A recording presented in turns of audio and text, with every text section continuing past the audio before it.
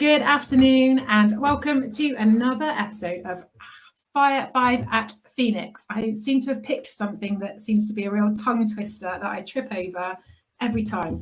If you haven't watched one of these before, I am joined live by a guest. Today, I'm joined by Mark from HealthBuddy. Mark has brought with him five questions that I haven't seen, and they will be on this month's topic of reflection and review. So we're getting to the end of the year. Mark's Christmas tree in the background is a good indicator of when this is being filmed, but this month, December, is a great time to reflect and review. So that's our topic for this month. So before we get into the questions, Mark, do you want to introduce yourself? Tell us a little bit about who you are and what you do. Thanks, Zoe. Yeah, as you said, Mark from HealthBuddy. HealthBuddy is my company that works primarily with ladies over 40. Before the pandemic started, I did work largely online. And just before the pandemic started, I switched back to my personal trainer route, started running boot camps, personal training sessions, which was a wonderful business decision. I thought at the start of the year. It didn't turn out to be the best decision in the world as soon as everything got shut down. But it's worked out really well for me. I do a lot of personal training, a lot of one-to-one stuff. So mainly with people over 40, mainly with women. Work a lot on mindset, a lot on nutrition, a lot on personal training, a lot on lifestyle changes. And that's me in a nutshell. Brilliant. I think we were having a conversation just before we came into live, talking about how health and well-being is coming to the front of people's minds and to the top of people's priority lists as a result of a lot of reflection and review actually this year with the pandemic and those changes. So that's how we've originally connected, through health and well-being, and both being in similar lines of work, albeit from different angles. So thank you, Mark, for your time and for your time and I say thank you for your questions. I might hold on to that until I hear what they are. Do you want to go ahead with the first question? The first question is really, we all encourage our clients to review our goals at the end of the year, which is what this video is about. But also when we set goals at the start of the year, we don't tend to just set one big goal for the year. We chunk it down into smaller portions, usually into the months. So we've got 12 little goals to achieve before we reach our big one. When you assess your goals from the year and you review, do you review for the whole year, or do you chunk that down as well? Do you review as you go? So it's like at the end of the year, you're almost just reviewing December, or you're still reviewing the year as a whole? So me personally, I do a small review at the end of each month. I do a slightly bigger review at the end of each quarter. And then so by the time I get to the end of the year, I am looking at just that 1 month and 1 quarter. But I think by the end of the year, I tend to have that bigger picture to look at. So I think sometimes things can feel a bit different when you review them short term. I think that you can reflect and review as time goes on. But I think by the time you get to the end of the 12 months, whether it's December or whether it's just the end of that 12-month period, you've got the full picture to look at. So I think it's really helpful to review the smaller chunks, the smaller milestones, because I think they help you to get towards the end goal. But I think at the end of it, I think it's good to kind of look at the bigger picture of everything that's happened in that year. 'Cause it's very easy, isn't it, to remember the things that were more challenging or the negative things, and actually sitting back and looking at that big picture, you can remember all of the small wins and the small successes that played a part in that big, in that main success. Or even if you haven't achieved your goal, you can still pick out what were the wins and what were the successes for you. So I think for me, I do both, but I think both are important. And do you take notes through the year so you can remember all the small successes and all the small failures, if you like? So when you get to the end of the year and you review at the end of the year, you can go back and say, well, actually, I've had so many more positives than I could actually. I know what my memory's like. My memory's horrendous. So I'll never remember something good that happened in January if I review in December. Are you the same? Yeah, it's interesting because I encourage people that I work with to record them daily. So, particularly for people who struggle with anxiety and depression, it's very easy for all of us to sit at the end of the day and think about all of the things that haven't gone well, whereas actually it's a good practice in the same way that we look at gratitude in the morning. It's a good practice to sit and at the end of the day reflect on things that you've learned and things that have gone well. So the planner and the app were designed for that, in helping to create that practice. I like making little notes in my notebook, and I'll highlight them in a different color. So quite often by the end of the month, I'll sit and go through and highlight some successes, but I'll reflect on certain people that I've really enjoyed working with and their successes, and how I've played into, what part I've played into that, why it's worked so well, to make sure that I can repeat those successes with other people as well. So I think, yeah, you do need to write them down, because it is so much easier to remember the negative and the uncomfortable bits that happened.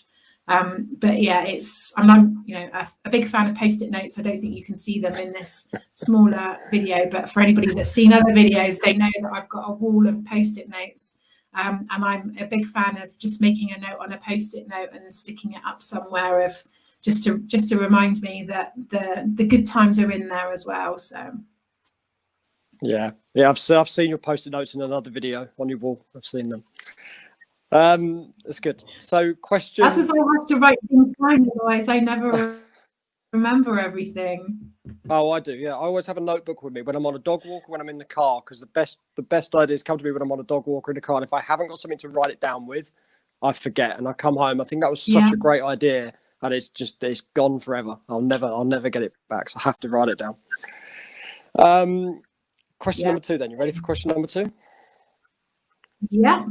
How harsh are you on yourself? How critical are you of yourself when you review at the end of the year? If you haven't hit your, how can I put it? We haven't hit your targets that you've set for yourself at the start of the year, how critical and how harsh are you on yourself? No, I don't think as much as I have been in the past. I think I have learned to look at the bigger picture and look at external influences that I haven't had control over, as well as other influences that I might have had some control over, but recognizing that sometimes other things take priority, and that you can't always foresee things that are going to happen, and being able to focus on what's important when it's important sometimes means that your longer term goals have to take a second step. So I think probably not as critical as I have been on myself in the past. I think learning to be able to flex what's important and flex priorities has probably helped with success. Sometimes I think just recognizing that not everything can be a priority, not everything can get all of your time and all of your energy, and sometimes recognizing what order that sits in and changing around that order actually helps with the overall success. So you might lose out on one goal a little bit, but actually the bigger picture of everything else that's important, I think sometimes that helps to even it out. So I think whereas before, in years gone by, I might have been more sort of tunnel vision on one particular goal, and perhaps sacrificed other things to focus on that one goal. Hasn't, although it's been done with good intention, I think now I need to focus on lots of broader goals, broader things that I want to work on, more variety of things that I want to work on, rather than one particular thing that everything else takes second place to. Does that make sense?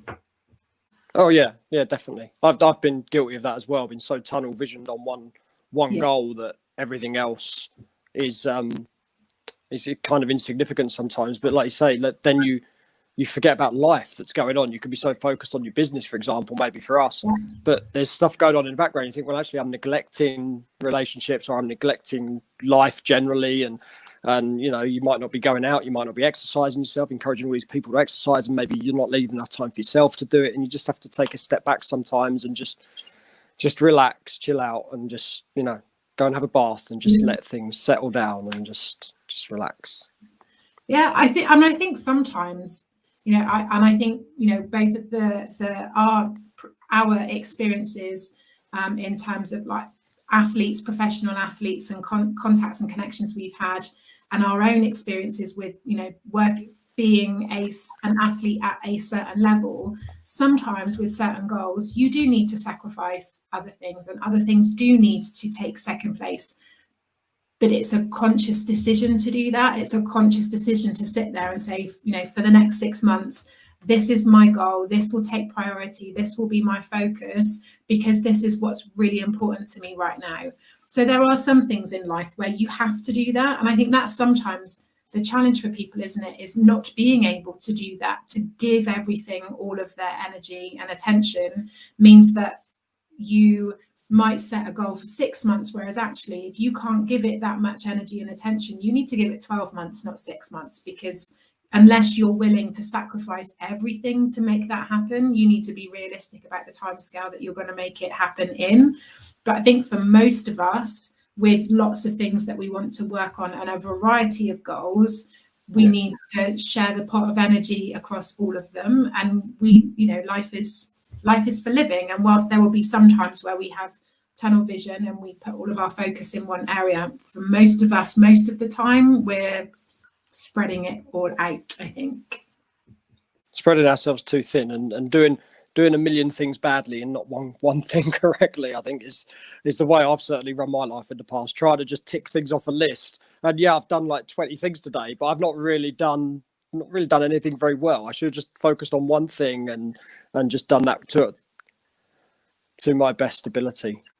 Yeah, and I think that's the same for everyone. You say about setting yourself one task, maybe for 6 months or 12 months. I've set myself just one goal for the next 12 months, and that is my main focus. Everything else is tiny in comparison to that. Because if I try and do 2 or 3 big things, I'm never going to do it. I'm not going to have a life, not going to have a relationship. It's just not going to happen. There's not enough hours in the day to do so many things. So how critical you are of yourself, but how much do you celebrate your success as well? Because we can all be really critical of ourselves and pick up all our failures, but very few of us celebrate our successes. And I know my partner, she is the one that tells me to take a step back and to say, actually, hang on, this is going really well.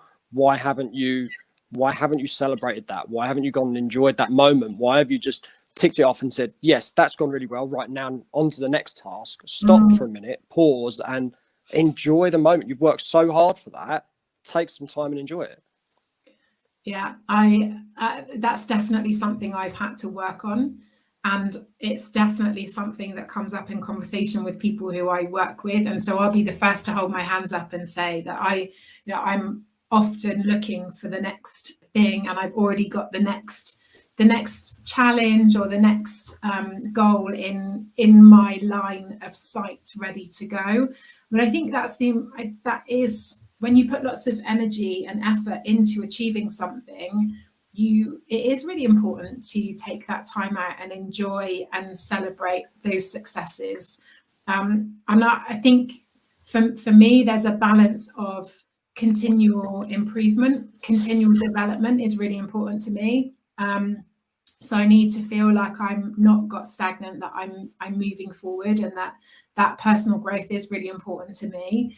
But recognizing where I am, recognizing what it's taken to get here, and celebrating where I've got to and what it's taken to get here, what I've learned along the way, is part of the reflection and that review that will help me to see, well, what got me to here? What helped me to get to here? How did I do it? What was really important in helping this bit to be successful is what you need to recognize, reflect and review on to plan and move forward. But that pause in the middle of striving to improve, working on being a better version of yourself, but still celebrating who you are in the here and now and what you've achieved in the here and now is really important. So that's a good reminder for me too. Good. It's good. I know there's still a bit of a pause. Hopefully it's not too disturbing for people watching. So I try and keep the questions pretty quick and sharp, because as I'm asking you a question, you're laughing about something that happened like 30 seconds before. I've got no clue what you're laughing at. So question number 4, how long does it take you to review your year or your goals at the end of the year. For me, I take a day out between Christmas and New Year to review and to set goals for the next year. How about you? Is it a day? Is it a couple of hours? Is it like a week-long process? How do you do it? How do you work it out? When I first started, I would write off the week. And I would go into a lot of detail and would chunk it into different themes and look at different areas of what I wanted to review. It's a lot quicker now, mostly because I don't have, it would be a real challenge for me to write off a week and then do everything else in a 3-week month. So it's had to get a lot slicker. And I think also when you start to understand either from a business, when it's a business reflection, what you want to focus on, what your key performance indicators are, but what you want to review, the areas you want to look at. And if you've been reviewing every month, a lot of that information is already there and you're just putting the pieces of the jigsaw puzzle together to look at the bigger picture. So for me now, it's probably a day or two, probably a day to reflect and look at the year gone, and then a day to think about the future. But I tend to plan in 3-month cycles rather than a year ahead. So I'll have an intention for the year. I'll have a broad goal for the year, but the planning in detail, I do 3 months at a time. Partly because I get bored very quickly, so I like to be able to be flexible in what I'm doing, but also because everything changes quite quickly. So if I plan 3 months at a time, I know that I've got the detail to know what I'm doing in the short term, and I've got the general vision for the longer term, but it makes it a little bit easier for me to be more flexible and flex that approach if I need to, but also because I'm not very good at sitting still and planning. So a day is about enough for me. So I'd rather do a day and then build on it as the months go on. So you do yours in a full day. So you reflect, review and plan in one day. Slick. I do it in a day, but I've already got an idea of what I'm going to do on that day. So I've already kind of planned my next 12 months in my head, but I know next year my main goal for the next 12 months is my YouTube channel. Completely and utterly, that is my main goal. 2 videos a week, be really consistent with that, and that's my big goal for next year. But then I'll sit down on the day and go into the real fine details of where I want to be in 3 months, the views, subscribers, the content, what I want to achieve, where I want it to take me, and I'll be really precise about that. The review process, I don't really start until that day though, so that takes up most of the day.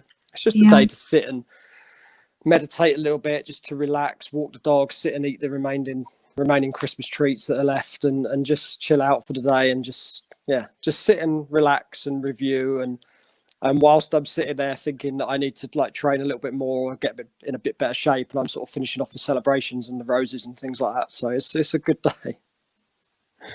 I think it is I think you do, like you said, you already have an idea.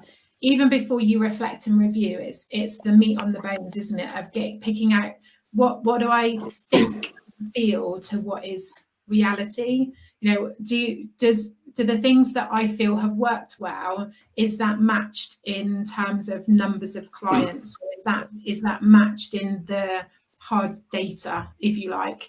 And the same with goal planning. I've already got an idea in my head of the things that I want to change next year, the things that I want to tweak a little bit. That's already there, and probably on bits of paper and post-it notes, gathering ready. So it is the same as you, of just sitting and putting that detail in and starting to have a plan of how to make it happen, rather than sitting and thinking about what I want. It's now, okay, how can I make that happen? What are the milestones?